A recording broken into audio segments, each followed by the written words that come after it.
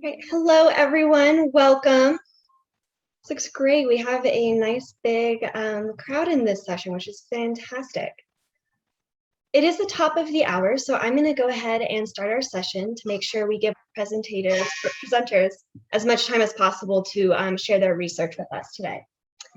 So welcome to session E3, which is responses to WAC Challenges. My name is Annie Halseth, and I'm one of the associate directors for this year's IWAC conference, and I'm honored to chair today's session.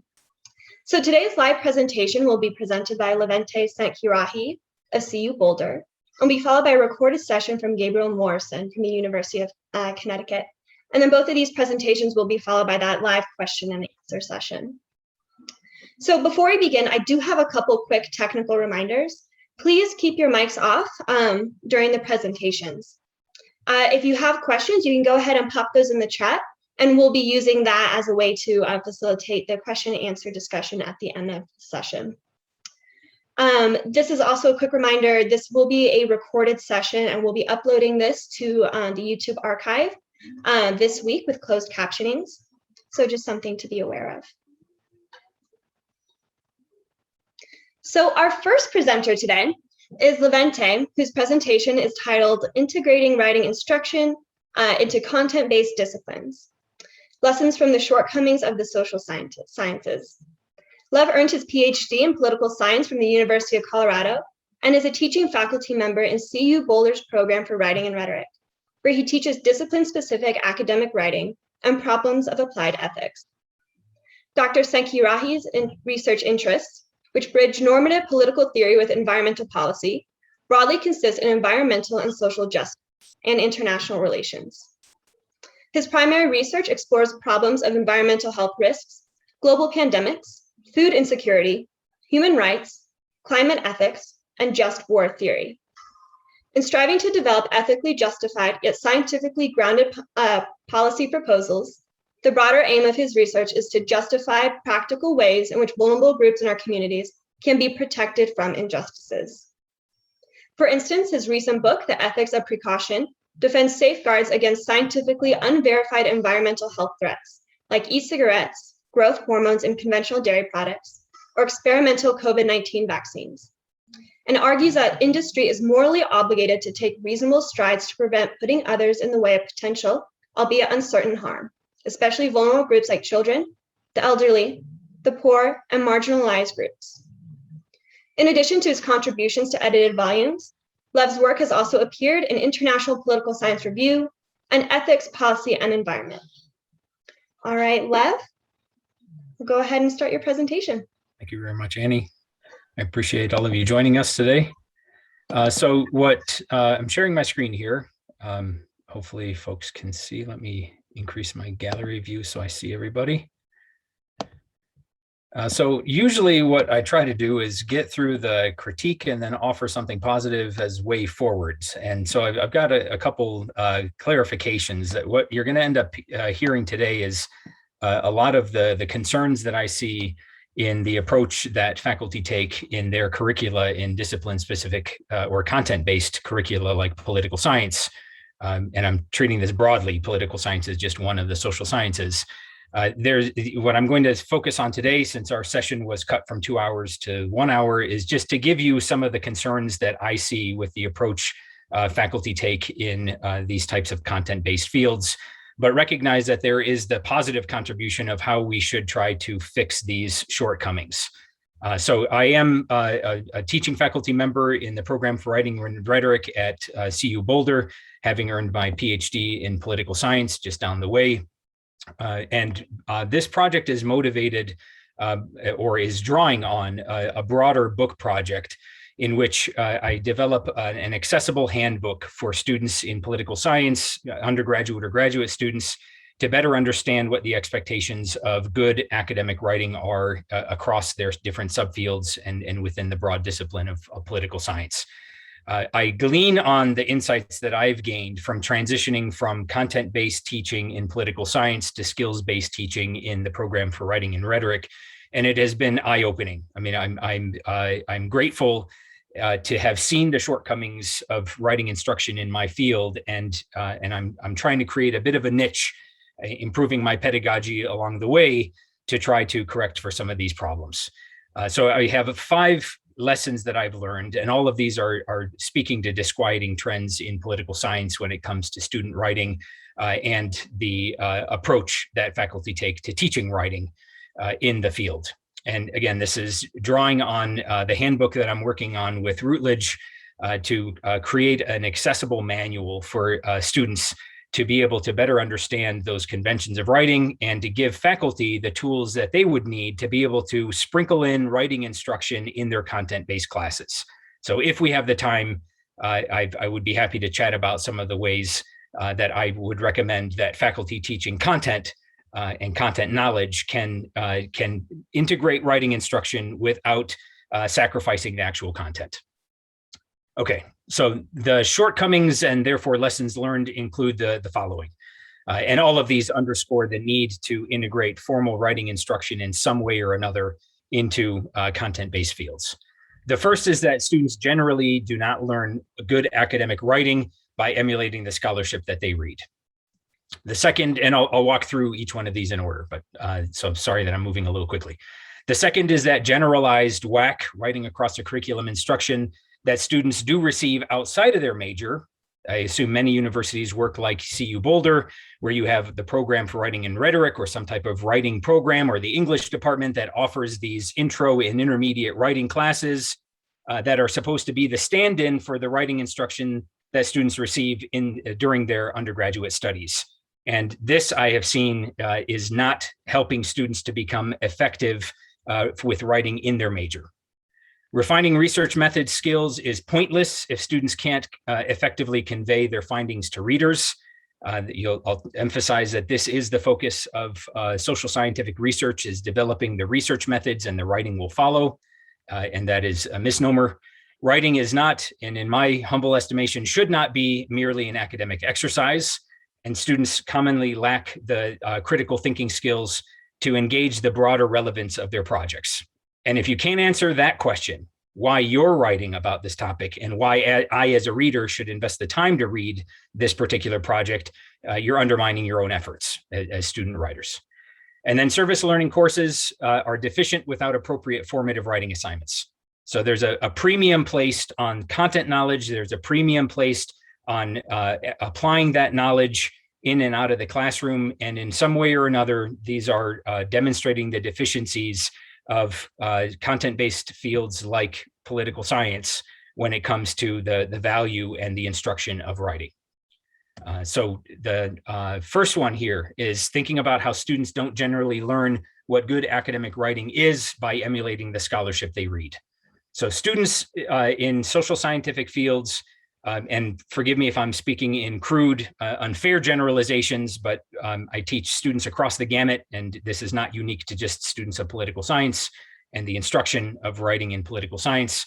So broadly, students in the social sciences are receiving ad hoc, if any, instruction in writing. They're expected to learn by doing.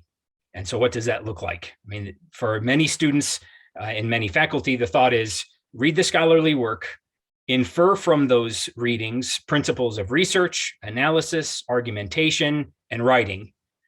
Reflect on those conventions that you see, critique them, and then implement these in your own writing. And the picture is intentional here. You don't just absorb this. This has to be practiced. And what I find incredibly disquieting is that some colleagues who I have in political science have actually suggested we need to do away with any writing instruction anyway. The students don't get it. So we're just going to stop. And that for me is the antithesis of what we should be doing. So this is the approach that faculty take in political science wrongly assumes that students can effectively identify those conventions. They see it, they know it when they see it. It also wrongly assumes that they can then critique those conventions to determine which ones deserve emulation.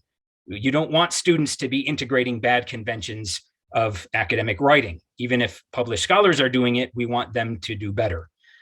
So once you critique them, we're also assuming that they can then implement those good academic principles in their own writing.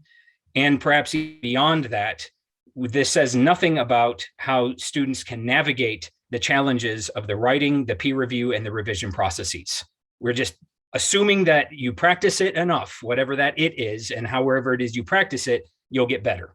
And for students who are invested, yes, that can happen. But for most students, the absence of formal writing instruction creates significant hurdles to their success in the majors and their capacity to develop their capacity to develop cogent and accessible arguments. What I want to suggest is that students require and they deserve some formal writing instruction.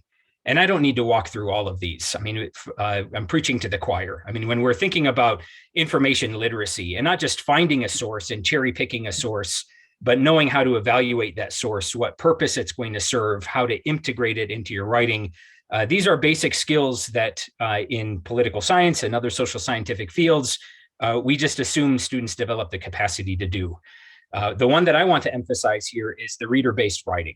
I've had students before in these content-based classes or from their content-based fields say, I'm writing for myself. Well, no, you have a target audience, you have invoked audiences, people are going to come across your writing. You need to be thinking about your audience. And so be able to articulate that and think about their needs and their expectations. And think about interdisciplinary audiences. When the expectations and the needs of your audiences diverge or compete. I mean, you need to be thinking about how you're going to overcome these challenges. And this is something that is largely absent, again, in most writing instruction. And I don't know, I mean, it's at the whim of the writing programs and the whim of the faculty members to teach this stuff in these WAC classes that have a very different focus. So again, I feel like a lot of students are missing opportunities to improve their writing for their majors. And that's the value of which I'm assuming here. I know that most undergraduates don't go on to be happy doctoral students who need to develop those same skills. But in some way or another, the reader-based writing and thinking critically are necessary transferable skills that a lot of students in content-based fields are really not developing the way they should. So this comes to this second lesson learned, that from my experience, having transitioned from political science to writing, the generalized writing across the curriculum instruction that students receive outside their majors don't prepare them to succeed, at least don't adequately prepare them. That's an important adverb. Don't adequately prepare them to be effective writers in the major. So in my experience, this is all anecdotal, upper division students I have seen commonly can't articulate the subfields within their major. So pick your field, think through those different subfields. The students in political science have some serious difficulty appreciating the difference between American politics and comparative politics, international relations and comparative politics, public policy, foreign policy, normative political theory, which is my background. And if they can't articulate those subfields, they're not going to understand the standards of convention and research across those different subfields. This, again, is just thinking about your audience as this homogeneous readership, which is it is not nuanced enough for students to be able to succeed in writing in the major. They need to know these things. Subfields have different expectations. So for instance, I'm picking on my particular subfield here, political theory, like a lot of philosophy, loves their extravagant thought experiments or hypothetical examples with disappearing laser guns and bazookas, and in this case, with Thompson, 1991, falling fat men. Thinking about your obligation to let the fat man flatten you to save his life, or whether you're allowed to use violence in self-defense, killing the fat man to preserve your life. These are interesting conversations in political theory. It has absolutely no place in, say, American politics, where we might be exploring the causes of recidivism, violating individual rights, breaking the law, et cetera, or inequalities in the criminal justice system. That if a student were to take a hypothetical example and apply it in a different subfield, it would be clear that the student is mistaking the expectations.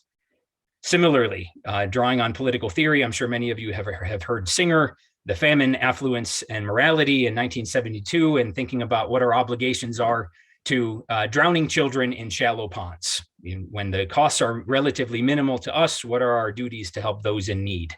This example has no place in comparative politics or international relations scholarship, where the expectations are fundamentally different. If I'm looking at poverty under Maduro in Venezuela, largely a failed state at this stage, or the effectiveness of development aid across the world, or why states actually agree to those international treaties that push for eliminating poverty, these types of hypotheticals really have no place.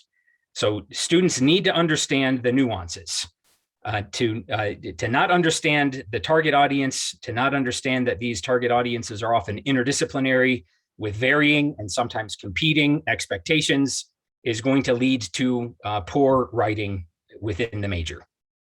This is all part of a proposal that I have made, papers that I presented at our regional and national political science association conferences, that we need dedicated writing instruction classes in our content-based fields. Without these without this WID training, students will struggle to enter what Bartholomew terms the discourse community. They will not be taken seriously by the readers they are writing for, in other words. The third lesson, refining quantitative and qualitative research method skills is pointless if students can't effectively convey their findings to readers. So there is a premium in disciplines like political science to train students to become much more rigorous with their research methods training. And it has gotten much more rigorous since I was an undergraduate and a graduate student. Students are expected to complete these introductory and intermediate research methods courses, often with a focus on quantitative methods, where they are using statistical software packages like R or Stata or SAS to study these proposed correlations. So these generalized cause and effect relationships, not particular instances, but we're looking at trends across space and time. They're trained to operationalize concepts into measurable variables, design empirical models, which is to say, think through what variables are likely explaining those observations that you're making about the world, analyzing the trends with those statistical software packages, and then interpret the data. You know, give us your statistical regressions, talk through your process tracing with your case studies, or talk about the surveys that you would design for your qualitative studies. In some form or another, they are trained to implement these very rigorous research methods, and they do them quite well.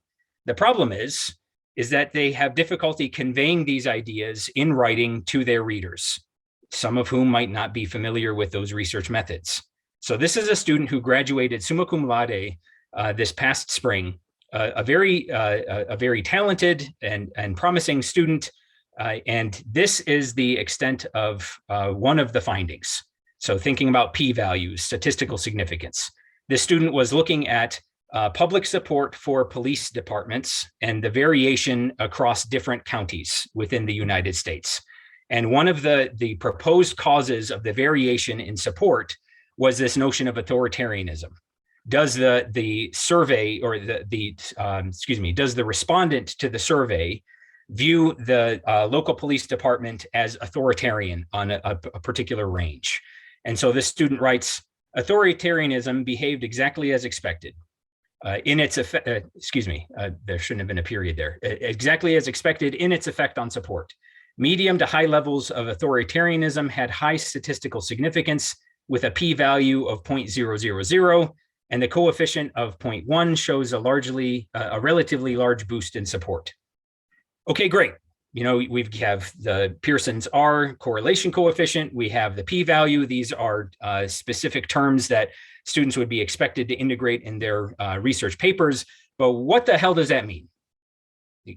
Put it into terms for us. If we're talking about a coefficient of 0.1, a large boost in support, bring things full circle. And what I see consistently among students in the social sciences and the natural sciences in the writing classes that I teach is the capacity to present the information, but the failure to interpret it. And these are things that ultimately undermine the analysis. If the student can't think about the audience who is engaging these ideas and put these ideas from the numerical form, which is consistent with research methods, to accessible terms and in an accessible way that an audience can really appreciate to understand the point and to then help that idea buttress the thesis or the hypothesis that the student is defending, it's worthless. So what I'm trying to view in political science conferences, this is what I emphasize: writing is a research method. That's all there is to it. Qualitative, quantitative, normative research methods, writing has to be there. It is a supplementary research method, but it's something that we have to take quite seriously. Otherwise, here too, students are going to fail to succeed in conveying their ideas and persuading their readers. Fourth lesson, writing is not and should not merely be an academic exercise. Students commonly lack the critical thinking skills to understand the broader relevance of their projects.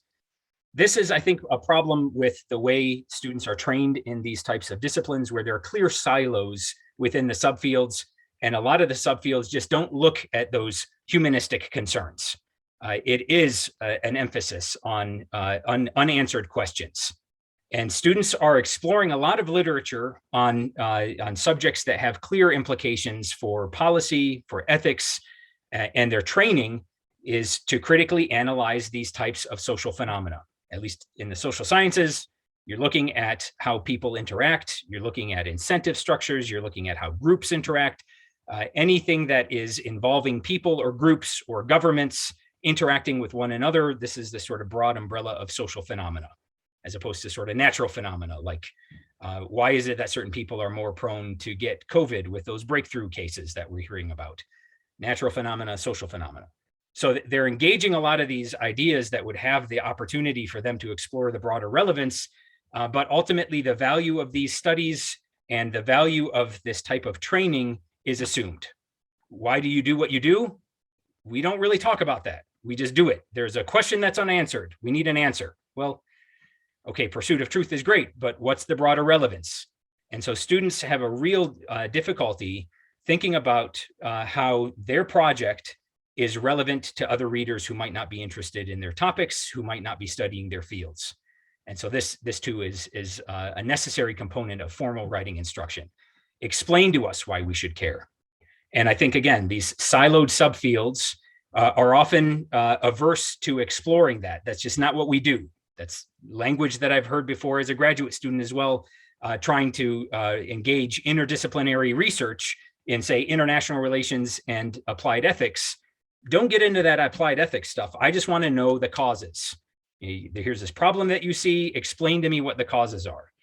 There is this resistance to broadening the purview and having students engage critically the broader implications of their research, whether that's for their own fields of study, whether that's policy implications, whether it's ethical implications. Just think about why we should care. And conventional curricula neglect to challenge students to do this. I know I'm moving fast. I'm hoping we'll get to some questions in the question and answer. The last one, and I won't belabor this, I've got lots of thoughts on this if this interests you. The approach to service learning in disciplines like political science is problematic because of the absence of formal writing instruction. So service learning courses are deficient without appropriate formative writing assignments. Students explore, sorry, I think that this was a copied slide. Hang on one second, let me jump ahead.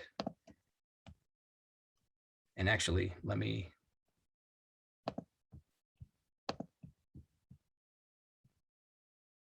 sorry about that. Let me share the screen again, just another slide or two, and then I'll be finished. So service learning classes are valued in political science. There's Jill Gregory, as recently as 2001, really underscoring the importance of applying the knowledge that students receive. The only way political science, social sciences more broadly, can really be learned is by diving in and experiencing it. And there's a strong commitment to these service learning opportunities, substantive internships, et cetera. But while the justification for this, from thinking about civic responsibility and transferable life skills, to thinking about how a lot of our students are experiential learners and they need to get out of the classroom, to thinking about knowledge retention and how these types of opportunities to work with community organizations really does undergird the retention of the knowledge.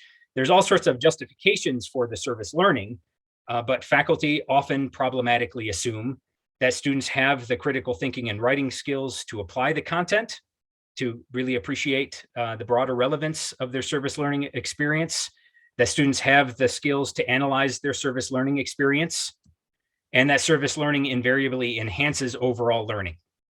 And these are similarly problematic assumptions where we need to make sure, as faculty teaching these content-based classes, that we're integrating the writing instruction that will allow students to really appreciate the service learning, the broader relevance, and have that experience really resonate with them. And this is the last slide that I have, just as one example of the type of writing that students are expected to do in a field like political science to try to bring their service learning experience full circle. So here you have Grand Valley State University in Michigan. Their political science internship guideline says that interns must carefully observe, analyze, and reflect upon the organization's operation and context by writing a journal entry about each day's activities with brief reflections of the functioning of the organization, and a 5 to 7 page reflection paper on the political and social role of the internship provider and the student's own experience working for the internship provider.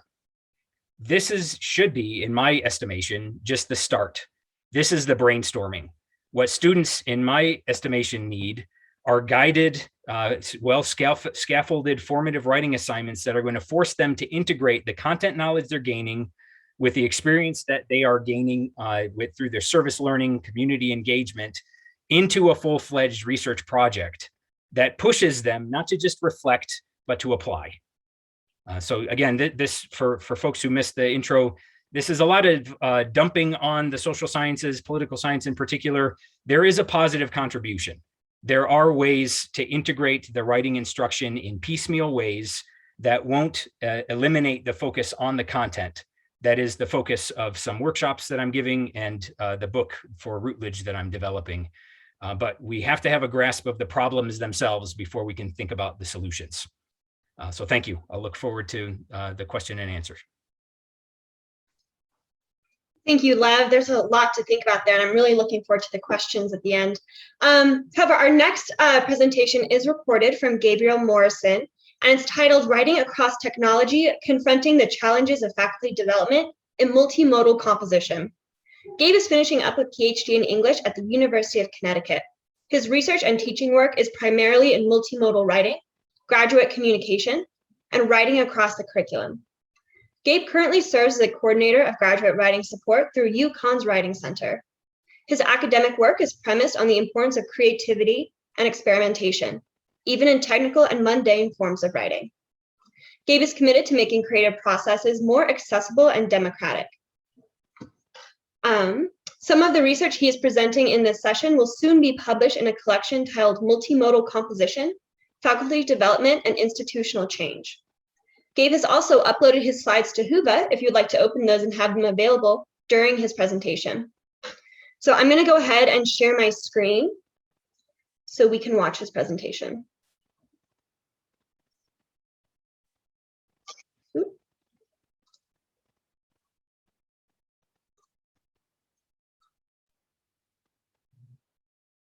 Hello, my name is Gabe Morrison.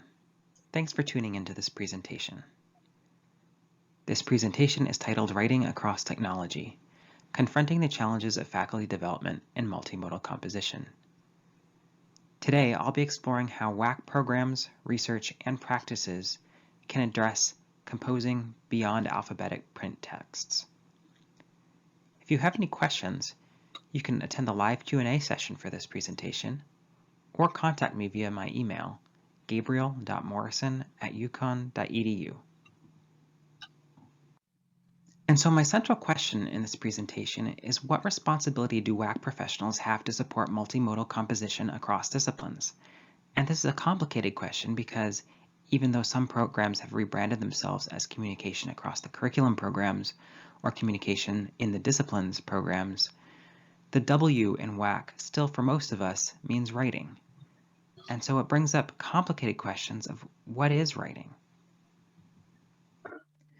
WAC has been somewhat slow to embrace the multimodal turn, or what Tace in 2001 termed the multimedia swamp. Here you can see some of the research that has addressed multimodal composition across the curriculum. Although this research has been admittedly sparse, and narrowly focused. Periodically, WAC professionals make calls for the field to become more engaged in these issues. This presentation adds to this small body of literature, offering empirical evidence for how and why WAC should become leaders in multimodal composition across campus. So here's my core question again. What responsibility do WAC professionals have to support multimodal composition across disciplines? And this really breaks down into two smaller questions. What multimodal work is actually happening in the disciplines? And what should faculty development in teaching multimodal composition look like? I devised two separate studies to tackle both of these questions, and I'll talk about both of them during this presentation. For the first question, what multimodal work is happening in the disciplines, I surveyed 155 faculty from across disciplines about the genres they produce and assign in their everyday praxis. I also surveyed 209 students visiting the Writing Center from across disciplines about the genres that they were assigned in coursework. For the second question, what should faculty development in teaching multimodal composition look like? I conducted a qualitative study of the Watt Institute for Multimodal Composition, which took place during the fall 2019 semester in the English department at my university. I collected survey responses from 17 Institute participants, conducted 19 interviews with Institute participants and coordinators, and participated as an observer during the Institute. I also analyzed documents from the Institute. So first I'm going to share some survey data that looks at that first question. What multimodal work is happening in the disciplines? I drew on Reed et al.'s 2016 survey methodology to construct the genre categories I asked faculty about in my questionnaire. I see the survey as a kind of replication study of their work, although I didn't reproduce their methodology exactly.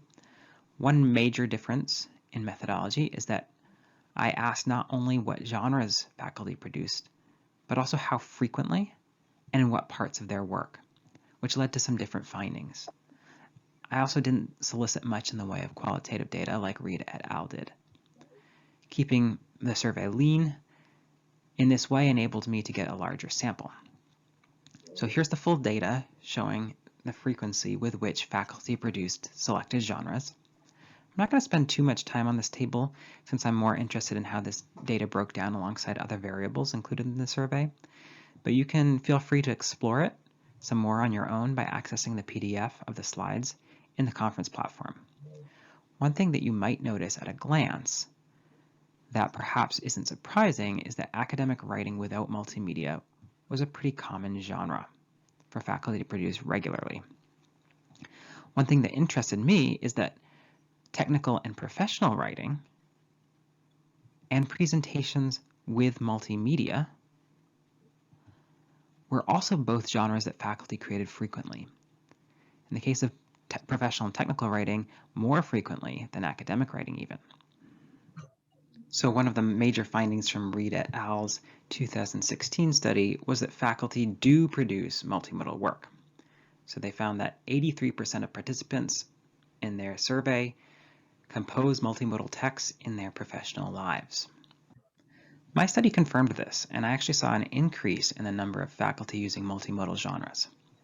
I'll note that my questionnaire was distributed during the height of the COVID-19 pandemic, when most work was happening virtually at my university, so it's possible that may have influenced this, but I found that 98% of participants compose multimodal texts in their professional lives.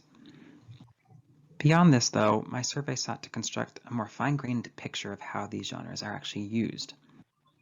So one of the things that I found was that multimodal genres tended to be used most frequently for research or teaching. And I'm not sure how much the COVID-19 pandemic may have played into especially the teaching side of that, but I think one of the takeaways from this survey is that faculty are using multimodal genres for research much more than I was expecting. But alphabetic genres are still used very frequently in research, and so one of the things that this survey shows is that traditional genres like the academic research paper are not really waning in popularity. But a more granular view shows that different specific genres are used for different purposes. And so the genre formal academic writing with visuals, which really is a lot of scientific research papers with graphs and charts, things like that, is used primarily for research, but videos were primarily produced for teaching. And this makes sense, especially in the context of the COVID-19 pandemic, when lots of faculty were starting to record lectures for online classes. Meanwhile, podcasts were usually produced for public work, but this genre was actually more evenly distributed across all the categories and used less frequently overall. And yet, it was uncommon for faculty to assign multimodal genres for students, even though they were produced frequently by respondents. So here we can see that 61% of faculty who taught students assigned multimodal genres sometimes or never. And my survey of students visiting the Writing Center echoes that finding. So 44% of students reported that they completed multimodal projects for classes never, almost, or rarely. So this survey doesn't really help answer why that discrepancy exists between what faculty produce and what is assigned, but we can speculate. Much of the writing assigned at my campus is due to the fact that students must take courses designated as writing intensive, where instructors must assign at least 15 pages of writing that goes through a revision process. The requirements for those courses still use the language of pages and pretty much assume that writing is going to look primarily essayistic. While the committee overseeing writing intensive courses and the WAC faculty coordinator are both open to interpreting writing broadly, the language in the university's policies may be discouraging some folks. So this survey actually suggests that at least students have a really hard time imagining writing to be anything but alphabetic text. And you can see that really clearly in the next couple of graphs. So I asked students, which of the following have you brought to the Writing Center, and listed out the same genres that I did for the faculty survey. And students rarely sought Writing Center tutoring for projects that didn't fall under conventional definitions of writing. So as you can see, academic writing without multimedia, pretty popular choice, as is professional writing. But academic writing with multimedia, oral presentations, and really all other multimodal genres combined, so that's videos, podcasts, you name it, really accounted for a very small number of the projects that students brought to the Writing Center. And so you can see this even more clearly in this comparison chart. So up at the top here, we have academic writing without multimedia. As you can see, most students are producing it. And a lot of these students are also bringing that genre into the Writing Center. But with other genres like multimedia presentation, which is actually a genre that lots of students are producing, right? 59%, about 60% of students really have produced this genre in their coursework. But only 1.4% actually had brought that genre to the Writing Center. All right, so some takeaways from this survey research. First, faculty are producing multimodal work, and for a variety of purposes. Faculty are assigning multimodal projects too, but not frequently or consistently. And students and faculty might not consider multimodal composition to be writing. So why does this matter for WAC professionals? Well, it may be that faculty aren't assigning multimodal projects because they feel they need support in knowing how to do that, and the study I'll present in a moment supports that idea. Second, it may be WAC's job to help faculty and students see multimodal composition as processes that can be used for the same goals of learning or communication that WAC theory often advocates for with regards to writing. But I think it also puts pressure on us as WAC professionals to start to develop theoretical models and best practices for teaching multimodal disciplinary communication, since this work is already happening at a high volume in the disciplines. And the expertise that WAC professionals and faculty in the disciplines need to teach multimodal genres is complex, as I'll explore in the next section. And in that next section, I'm going to explore what faculty development should look like for multimodal composition. And so a little bit of context about what I was studying in this part of the project. So the Watt Institute for Multimodal Composition was a faculty professional development institute. It took place during fall 2019, and it responded to the exigence of a curriculum shift to multimodal and studio pedagogy that was happening in the first-year writing program at my institution. And so even though it was located within a first-year writing program, I think it has some important insights for writing across the curriculum faculty development. So for this institute, 29 participants were enrolled, and there was a team of 5 peer coordinators who are also instructors in the program. And the institute met for 4 meetings with a flipped professional development model, which featured self-paced online modules. So essentially, the faculty enrolled would complete some online tutorials and modules before showing up for each meeting, and then the sessions themselves were devoted to experimentation and collaboration in using the technologies that were getting covered in the institute. And so remember, I was a participant observer during this institute. I also conducted interviews with participants and coordinators, and I distributed a survey to participants. And I'm going to be moving through the findings from this study fairly quickly. And the first one is that the expertise needed to teach multimodal composition is multifaceted and often underestimated. And so you can see this reflected to some extent in the responses to the questionnaire that I sent to participants.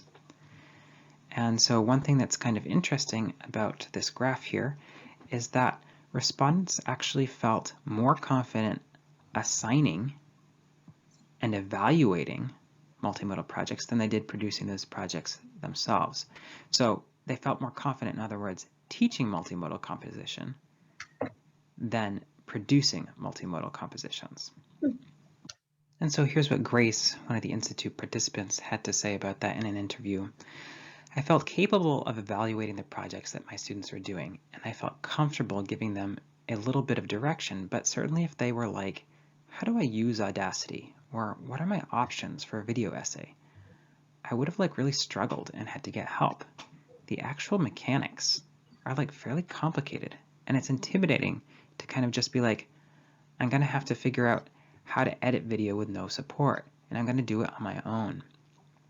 And I know people do it, but it seems overwhelming to me to try to do that without any kind of support. And that support isn't usually available to most faculty teaching across the curriculum. Participants in this institute were facing a programmatic mandate to teach multimodal composition as part of the new curriculum, but absent that, you can see why many faculty might stay away from it.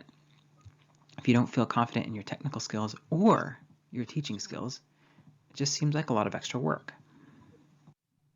There's, I think, sometimes been a tendency to downplay the difficulty or the learning curve of teaching multimodal composition. And so you can see this in an interview with Jesse, who is a peer coordinator at the Institute. I think that instructor anxiety has to do with people not knowing how to use the software and tech stuff, or being like, I'm not a techie person, or I feel like I have to be an expert in this in order to be able to grade my students on it. Where you don't. I'm not an expert in graphic web designer. The web pages that my students are making are fine, and they're meeting all of the requirements, but some of them look beautiful and some of them don't. But those people are still going to get good grades because they're doing the work.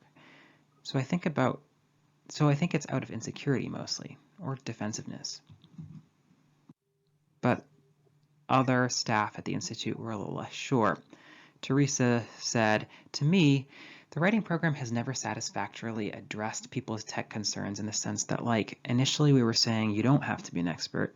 And I think that's still true, but then also you do have to know something. You know what I mean? It's a lot easier to assign these things when you have some measure of comfort and expertise.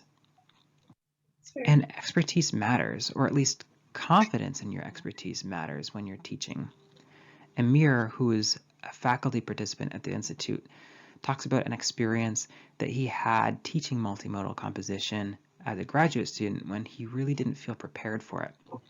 Students pretty much I think looked down on me, he says, because they were like, here's the professor, you don't know what you're talking about.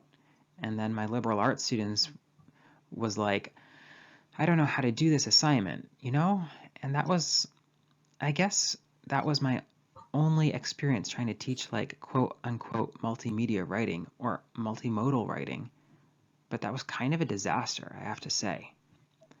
And years later, Amir talks about how he's avoided teaching multimodal composition, largely because some of those bad experiences that he had early on when he wasn't adequately prepared.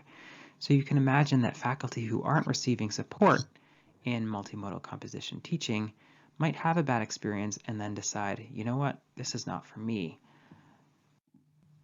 So I've touched on this already in talking about why participants found it hard to acquire expertise in teaching multimodal composition, but participant and institutional motives matter. Both the program and participants in the WAC Institute had multiple competing goals, which led to conflicts not easily resolved through workshop content alone. And this is a familiar problem for WAC professionals, especially those who have used activity theory, for example, to understand their work. But I think we're starting to get used to the fact that there are institutional incentives for faculty to write and nowadays to teach writing too. But a lot of these incentives aren't there when it comes to multimodal composition. When incentives are created, as was the case in this program, competing goals can become an issue. So Anita, who is a peer coordinator, said that there's really 3 competing goals: video pedagogy in general, technological needs, and then the curriculum. And so these are kind of like the 3 things that we're trying to fulfill at once. And that became a little bit of an issue for participants and for coordinators trying to balance all of those incentives simultaneously. For Amir, personal and disciplinary priorities got in the way as well. The main block I came to in participating fully in the Institute was it just doesn't feel organic to me. I guess I'm still sort of operating in a very traditional print literacy that I think that I learned about in grad school, and then my department has sort of validated and awarded, on the tenure track. And I know that sounds terrible because I'm like, okay, you made it. You don't need to do any of the new things. That's not keeping up with the times. But I'm telling you, it's really hard to find this sort of motivation when you're still busy developing all those other things that you do. And so the final finding that I'll present here, and I promise I'm winding down here, so I'll be quick, is that the peer-to-peer dynamics and active learning experience from the WAC Institute allowed a lot of conflicts to occur. But these processes were valued for learning and consensus building. And this finding I think has value both for multimodal composition development, but also more traditional writing faculty development as well. Vivian, an adjunct instructor who is a participant in the Institute, points to some of the reasons that conflict might have taken place. She says, the older that you get, the more you realize how much energy it takes to learn something new, right? Even if you like learning things, it's like a freaking commitment, like a marriage, And that feeling of being a novice led to both discomfort, but also some breakthrough moments. So Sybil says, I was never sure if my positionality in that room was like as a student, like pretending to take this class, or as an instructor. Some of the arguments that happened or some of the concerns that were raised, I think were pretty interesting and revealing and might change maybe how I'd introduce like a multimodal project to my students. And so even though it created some conflicts and discomfort, the experience of trying out new genres that were less entrenched than many of the conventional genres we're talking about in a more traditional WAC workshop led to some real breakthroughs in empathy for students. And so now the takeaways from this study. First of all, expertise when it comes to multimodal composition teaching is really complicated. I've tried to sort of visually represent or map the domains of expertise that are needed in this visualization here. And I'm hoping that may be helpful for folks who are developing professional development in multimodal composition so that you can kind of prioritize what kinds of expertise you want that program to focus on, because it's probably not realistic to focus on all of them at once. And there's a few connections with how the WAC field has thought about expertise that I think are useful here. So first of all, the ability to write effectively doesn't automatically confer the ability to teach writing effectively, right? That's something we know from writing across the curriculum theory. It doesn't even necessarily confer the ability to accurately describe how writing works. Similarly, with multimodal composition, being able to produce multimodal compositions doesn't necessarily translate to the ability to teach multimodal composition, and perhaps vice versa too. While WAC coordinators can generally rely on the fact that WID faculty have a firm foundation in applied writing expertise, the same assumption can't generally be made when it comes to multimodal composition. So you're working from a different foundation in this context. Coordinators may also feel that they lack expertise in many of the fields represented on this chart, because this kind of expertise isn't a requirement for attaining WAC professional positions. And so that can be a challenge. Also, you might want to look at this chart and think about where are your weak spots? Where do you maybe need to brush up or do some thinking about before you develop programming in this area? Finally, as Cox et al. Emphasize when they're discussing WAC programs, multimodal composition support programs would do well to articulate specific and realistic goals clearly at the outset, including identifying the domains of expertise that will be prioritized. Programming should be structured to align closely with these goals. Flipped professional development, collaborative learning, and incentives can all play valuable roles. And ideally, space should be reserved for productive friction and consensus building, as well as hands-on experimentation. And yes, that will lead to some conflict, but hopefully it will also lead to some breakthroughs as well. And here are some of the references that I cited in this presentation. Thank you very much for your engaged attention, and I look forward to your questions during the Q&A session.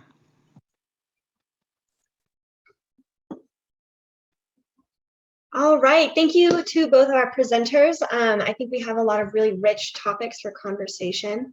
And I see that we have some questions in the chat already. So Jennifer has written, is there student support specifically for multimodal projects, such as writing tutors, chemistry tutors, multimodal tech tutors? In our program at the University of New England, my team of student tutors and I work with both faculty and students to support multimodal composition.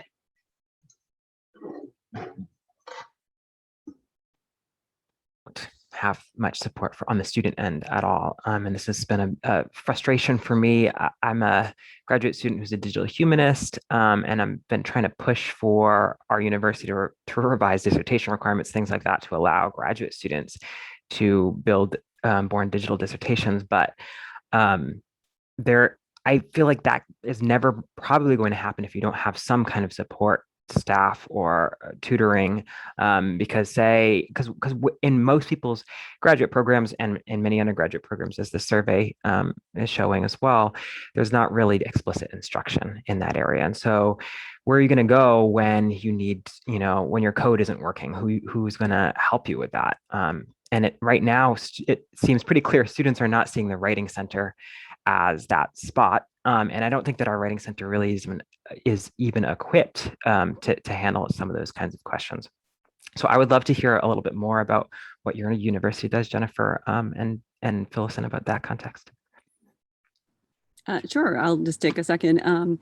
So what we do is we follow a peer tutoring model, so similar to like a writing fellows model. So that group of students are trained to work with things like Audacity and iMovie. We also have an e-portfolio program that my team supports. And so really what I do is just help them learn those tools so that then they can go and support professors in the classroom. When a professor assigns a project like that, we'll go in and do a quick overview of how to use this tool, how do you download it, and just help them work through the beginning technical steps.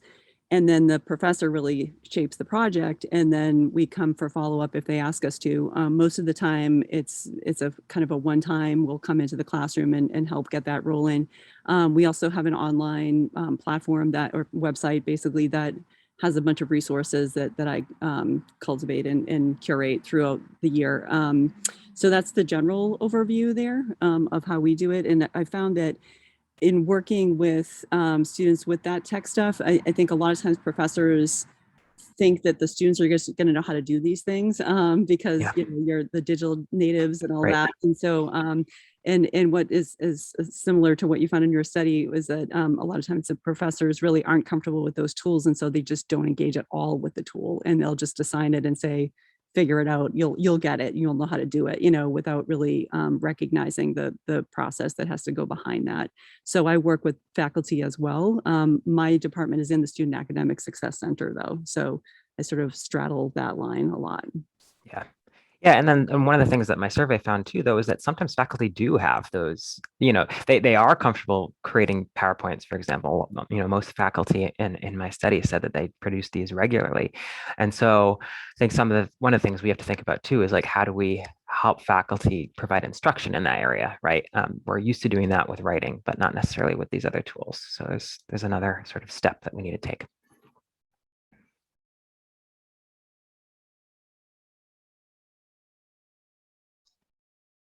All right, we have another question in the chat, and this one is for Lev. It's from Brian Graves.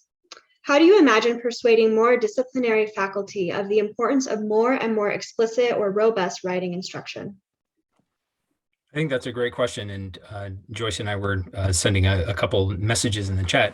Joyce, feel free to jump in. It sounds like you've had some more experience convincing folks in content-based fields like political science of the value of this.